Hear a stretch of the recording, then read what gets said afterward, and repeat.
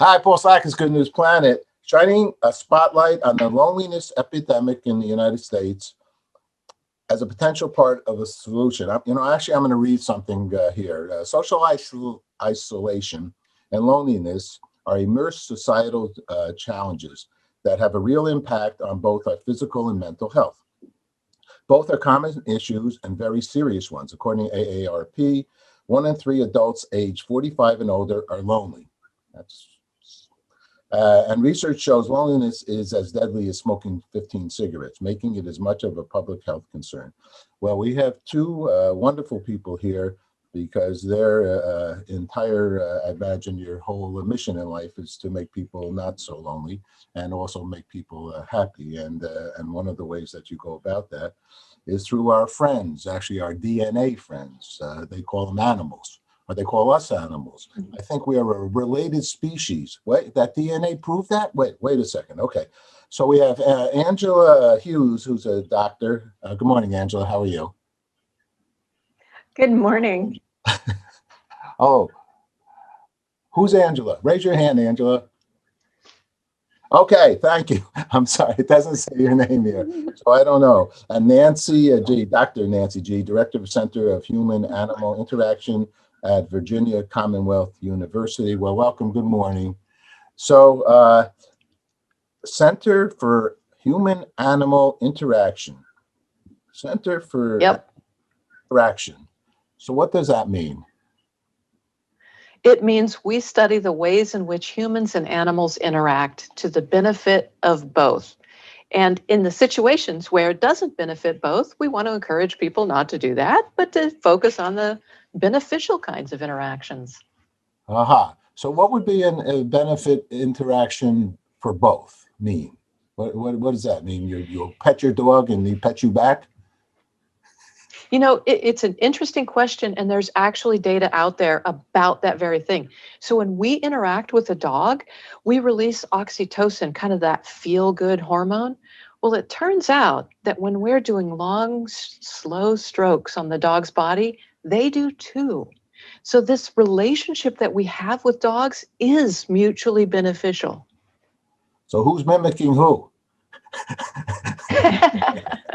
We got to get Maybe a little of both. a little bit of both. What are some other thoughts here, Angela? Right? Yeah. So, evolutionarily speaking, dogs actually, came into being as a result of their interaction with humans, probably 15 plus thousand years ago. So it's not terribly surprising that we have this bond with them. But thinking about loneliness, even prior to the pandemic, loneliness was considered to be at epidemic levels with, like you said, experts equating it to smoking 15 cigarettes a day, which is just terrible. So what we're also seeing is that the pandemic has exacerbated the existing level of loneliness, and now 6 in 10 adults report that they're feeling more lonely as a result of the pandemic. And it's particularly hitting older adults who are typically more isolated in the sense that they live alone or can't have as much contact because of the higher rates of infection and mortality within that population right now with the pandemic. So you guys did a field research study with a courtesy of Mars Petcare. Thank you, Mars Petcare, because research is a wonderful way to learn more. Basically, you don't do the research; it's just kind of you're thinking about things. But this way, at least you get some resemblance of actually what's actually happening. So, give us some thoughts of what occurred from this research study, please. Yeah, it's a great question. We are extraordinarily grateful to Mars Pet Care for funding our study. The study hasn't actually happened yet, so we're talking about how the study is going to happen. And basically what we're doing is we're looking at older adults who are hospitalized, and we're seeing if interacting with a therapy dog can positively affect a number of measures, such as loneliness as a primary outcome, but also depression and anxiety and a number of other things. So we know that loneliness is an issue because it has a number of adverse effects on a variety of mental health outcomes. And what we want to know is, does interacting with a therapy dog change that? So we're going to measure them over the course of 3 days, before and after they interact with a therapy dog, and then again at 1 and 6 months later. The study itself is a randomized clinical trial with a longitudinal follow-up. That's a lot of words to say. It's really the gold standard of scientific evidence. I like research. We've done a lot of research, and actually, we did 2 benefits for service dogs for healthcare workers during this. We're part of the team for something called Operation Warrior Shield with Colonel Ed Shulman. And so service dogs are very important, and we have a whole bunch of stories, especially for military and just everyday heroes, especially during this time. I'm on the Upper West Side of Manhattan, and this is dog haven.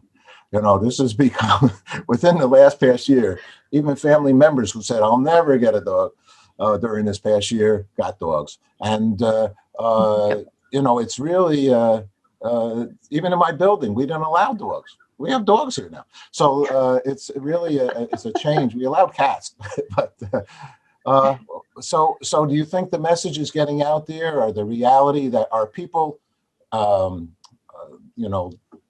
not as, I don't want a dog. I don't want to deal with a dog. I mean, a dog is a serious responsibility, isn't it? Absolutely. There is a lot to take in when you have a pet in your home. So, but oftentimes they are a really good substitute when we can't have human interaction the way we're used to. But evidence is mounting that therapy to animals, like the Dogs on Call program that Nancy runs at VCU Health, right, is another great way to give these benefits to people's physical and mental health. In fact, studies have shown that people who are going to go in for a major procedure, if they spend time with a Dogs on Call dog, they report less fear and anxiety, and are really amazing healthcare workers right now. If they spend 5 minutes with a therapy dog, they're showing significant decreases in their cortisol, that stress hormone levels. So there's a lot of great ways that people can hopefully engage with pets and get the benefits of that human-animal interaction, even if they aren't able to own an animal and have it with them in their home. Dr. Angela, let me ask you another question. I'm considering getting a dog, say. What are some of the thoughts that should partake? I mean, you're a veterinarian, Yep. I know family members have sent their dogs to a behavior school for 2 weeks, a puppy, a cockapoo, whatever, Yep. Behavior school? I said, all right. So, I mean, first of all, it is a big expense, right? I mean, I think you need to be very, I'm a grandpa, babies and dogs and animals, any kind of thing, something you put into your house, you got to be, I can't handle a dog. All right. I know I can't handle a dog because I have trouble with myself. But the point is that you have to be responsible. So what are some thoughts here about taking in a baby? Let's put it like that. Yeah, absolutely. I took in a baby a couple of months ago, and Nancy is not that far out from her baby coming into her home. So we're very familiar.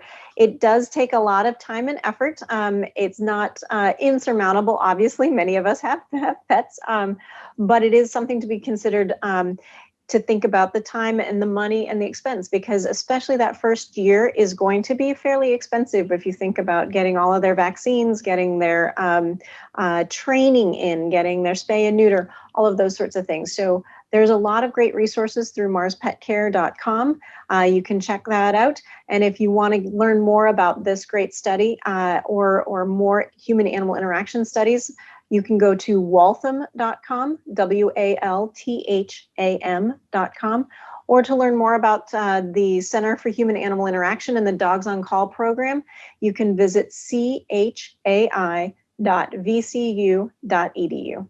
Wow. Okay. All right. Well, we'll write those all down as well, make it easier. Well, thank you very much, and have a wonderful day, and enjoy your pets and the importance of this work that you do. Thank you very much. Thank you. Thank you. All right. Bye-bye. Bye-bye. Bye-bye. you.